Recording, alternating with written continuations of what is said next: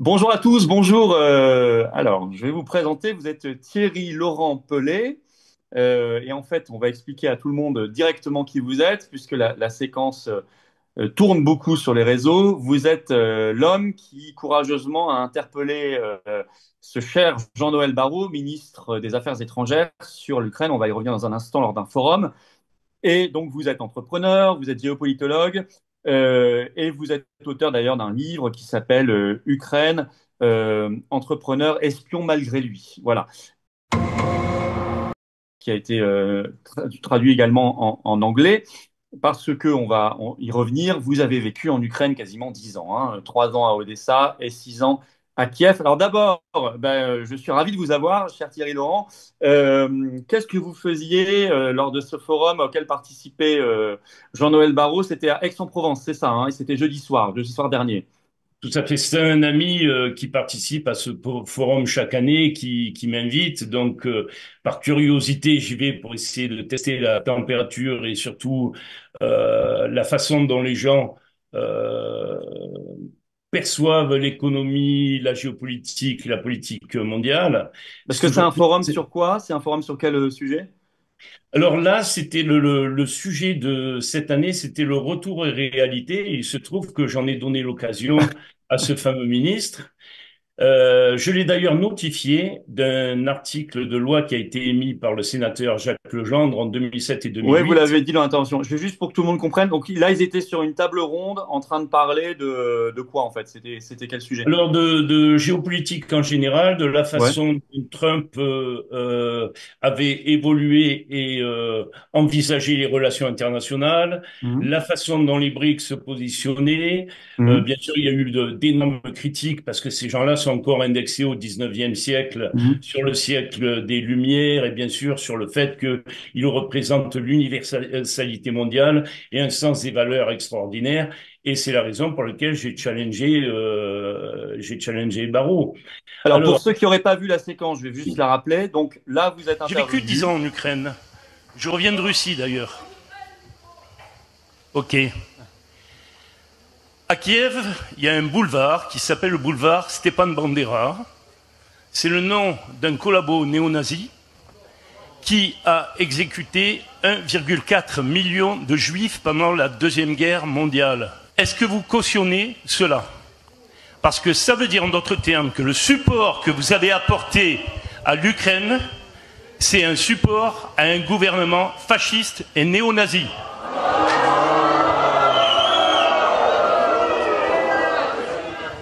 Et vous soutenez donc le gouvernement russe, on est d'accord? Pardon? Vous soutenez le gouvernement russe, on est d'accord? Non, Bah, je supporte la loi. bon. Et je ne Est-ce que... supporte pas de coup d'État qui s'est passé sous ma fenêtre à Kiev en 2014 avec 650 morts, 650 personnes qui ont été assassinées par les gens qui ont organisé Maïdan. Et sachez une chose, monsieur le ministre, monsieur Éric Dénessé, monsieur Éric Dénessé, agent de la DGSE, qui a été assassiné il y a 10 jours, dites-vous bien une chose, c'est ça, c'est la ligne Un rouge peu et de ça se respect, monsieur, paiera. pour la résistance héroïque du peuple ukrainien contre l'envahisseur qui se bat pour l'intégrité de son territoire et qui se bat pour notre sécurité.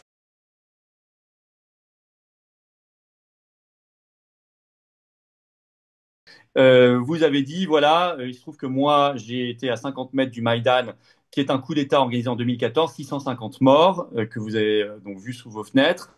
Et vous avez dit, voilà, ce que vous faites là, alors tout de suite, on vous interrompt en disant, donc vous défendez le gouvernement russe. Non, je défends la loi.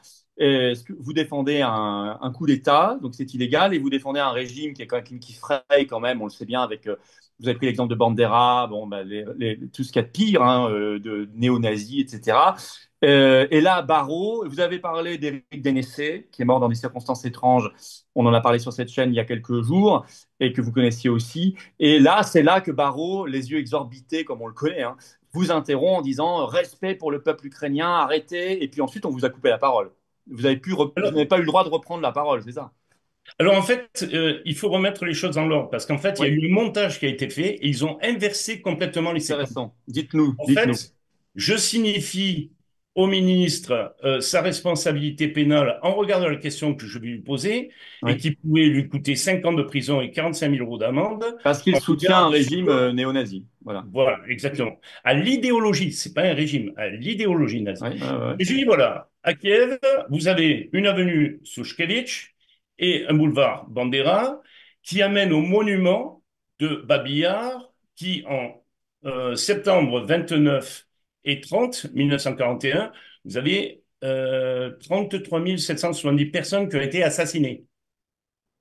Est-ce que vous cautionnez le fait qu'à Kiev, on puisse avoir des boulevards, des avenues, des places, des rues au nom de collaborateurs néo-nazis? Est-ce que vous cautionnez ça? Oui ou non? Alors c'est là qu'il disjoncte. Et il ne peut pas me répondre pour une seule raison, c'est que il cautionnerait Kiev si jamais sa réponse était positive, et si c'était négatif, le narratif de victimisation du peuple ukrainien s'effondre en une seconde. Donc, C'est quelle est très la bien, c'est que prochaine vous étape? l'avez fait de manière très factuelle, très calme. Oui, Et, tout à fait. en fait, il ne répond jamais à la question. Il peut pas. Il peut Il ne peut pas. pas. Et par ailleurs, à votre autre question sur le coup d'État de Maïdan, qui est maintenant très documenté, enfin, il y a même eu un reportage de Canal+, qui s'appelle Les masques de la Révolution, qui était Ouais, diffusé en ouais. 2016. On a le livre de Benoît Paré, qu'on a reçu sur cette chaîne aussi, qui était haut fonctionnaire à l'OSCE, qui a tout documenté. Vous l'avez dit depuis longtemps aussi. Donc, c'est imparable. Et il ne répond pas. Il ne répond pas. Alors, ce qui est inquiétant quand même, c'est que quelle est la prochaine étape? Est-ce que ça va être du révisionnisme? Est-ce que ça va être du déni de la Shoah? On Ouais. peut bien imaginer que la place Bellecour à Lyon soit renommée la place Klaus Barbie par symétrie, puisque en Macronie, toute transgression est possible. Alors j'imagine bien le Mm. sentiment de la famille Clarksfeld ou la famille de Simone Veil, qui, elle, a mis en place toute l'enquête nécessaire grâce à un prêtre Sur pour l'Ukraine, ouais. voilà, en Ukraine, Ouais. pour identifier ce qu'on appelle la Shoah par balle. Ouais, C'est ouais, tout à fait. 1,4 million de juifs qui ont été massacrés. Et c'est Mais une... ça, c'est quand même incroyable parce que le soutien, Benoît Paré en parle aussi dans son livre, la même chose que vous venez de dire. Elle s'est effectivement impliquée là-bas pour démontrer cela sur l'Ukraine. Et en réalité, ça, c'est documenté, c'est historique. Et aujourd'hui, on finance et on arme un régime qui n'a pas rompu avec ces racines-là, que vous venez de rappeler. Et en plus, et j'aimerais que vous en parliez, vous avez vécu le coup d'État de Maïdan en 2014 parce que vous habitiez à ce moment-là à Kiev. Qu'est-ce que vous faisiez à Kiev? Vous étiez entrepreneur, c'est ça? Oui, tout à fait. J'avais une espèce de petit outlet de développement informatique et j'adressais un certain nombre de projets un petit peu partout dans le monde, notamment dans la Silicon Valley et puis en France, jusqu'au coup de Maïdan où j'ai été confronté en fait à un clash dans ma propre équipe où Ouais, j'avais des ingénieurs qui insultaient ma conseillère marketing qui, elle, était basée à Moscou, d'accord. qui insultaient la famille de mon assistante dont toute la famille vivait à Lugansk. J'ai même entendu un de mes ingénieurs principaux me dire, de toute façon, s'il y a quelques babouchkas qui meurent dans le Donbass, c'est pas grave, tant que je peux avoir un Babouchka, c'est les livre, grands-mères, c'est ça? voilà, babouchka, c'est la grand-mère, tant que je peux avoir une possibilité de voyager en Europe sans avoir besoin de visa. J'ai dit, mais tu te rends compte que tu es en train de vouloir la mort de la famille, de ma propre assistante, de ta propre, de la propre personne avec qui tu travailles, mais c'est une honte. Je l'ai viré sur l'heure. Ça a Ah été oui, bah oui, forcément. Et donc là, vous avez vu en fait comment une guerre civile a été organisée. Alors, ce que j'ai surtout vu, c'est des choses extrêmement étranges, Ouais, notamment le fait qu'il y ait un nombre de drapeaux de l'UNO-UPA, c'est-à-dire en fait ce sont des néo-nazis, ouais. plus les symboles de Azov qui ont été masqués sous forme un petit peu déguisée marketing, qu'ils appelaient Zoboda. J'ai vu une place Maïdan qui s'est transformée en place de guerre en l'espace de quelques nuits avec des fils de fer barbelés, avec des sacs montés jusqu'à 4 mètres de haut, du face control à l'entrée de la place Maïdan. J'avais même pris la photo d'un type qui avait un Luger à la ceinture et je me suis rendu compte, après l'avoir sourcé sur Google, que ce type-là s'appelait Alexander Mouzichenko, il était recherché par Interpol pour avoir Mhm. participé à la guerre de Tchétchénie et avoir décapité des soldats russes. Donc, quand j'ai vu ce qui se passait, j'ai dit, mais qu'est-ce que c'est que ce foutoir? Quand on a vu, par À ce exemple, moment-là, excusez-moi, vous étiez en Ukraine depuis combien de temps déjà, quand ça a eu lieu? alors attendez, j'ai commencé à vivre en Ukraine en 2006 et là on Oui. était en 2013. C'était pendant D'accord. novembre, octobre-novembre 2013. D'accord? Donc là, c'est la fin de votre période à Kiev, en fait. Ensuite, vous êtes Euh, parti au Odessa. non, j'étais à Odessa de 2006 à 2009. C'est Donc vous êtes après. parti. Après, vous avez quitté l'Ukraine, c'est ça? Voilà, exactement, parce D'accord. que Ok. comme j'avais fureté un petit peu à Dniepropetrovsk pour savoir ce qui s'était passé avec le MH17, Ouais. j'ai été arrêté par les services secrets ukrainiens, c'est-à-dire Ouais. le SBU, Ouais. et à la suite de mon arrestation et de la pression que je leur ai mis, ils m'ont libéré, mais ils m'ont envoyé Pravi Sector pour m'intimider, et Mhm. d'ailleurs, ils m'ont massacré la colonne vertébrale, Ouais, les vous me disiez ça. artères Ouais. cervicales au niveau C3, C4 qui fait que ça fait environ 10 ans que je souffre systématiquement quand le temps change, quoi. C'est une catastrophe, j'arrive pas à tenir ma tête droite. Ben ouais, je vois. Non, mais ce sont des violences. C'est très documenté aussi par Régis Le Sommier, par Benoît Paré. C'est très documenté sur la violence de ces groupes, notamment Pravi Sector. Je reviens à la scène avec Barrault. On voit un public quand même complice avec lui, mais donc ça rend d'autant plus courageux ce que vous avez fait, hein, d'interpeller publiquement, parce qu'on voit que le public était quand même acquis à la Macronie. Et donc ensuite, vous n'avez plus la parole. Ils vous ont pas redonné le micro. On est bien Ah d'accord. ben alors là, je me suis fait huer, ça a été de la folie. Ouais, On m'a poussé vers la porte. J'ai même été arrêté par certains des agents de la DGSI qui m'ont mis sous ouais, pression. Par contre, ce que je veux signaler, parce que c'est quand même extrêmement choquant, ouais.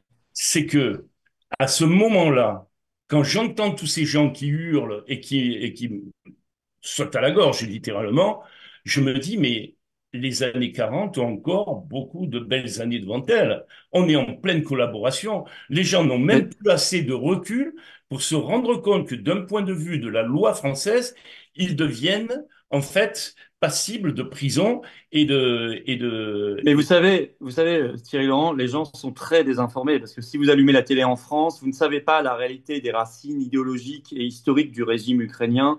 Vous ne connaissez pas l'histoire. Il faut se documenter, il faut lire vos livres, il faut écouter quelques journalistes rares comme Monsieur Le Sommier. Et c'est vrai que les gens, parfois de bonne foi, entendent c'est le combat du bien contre le mal. En fait, c'est ça qu'ils entendent.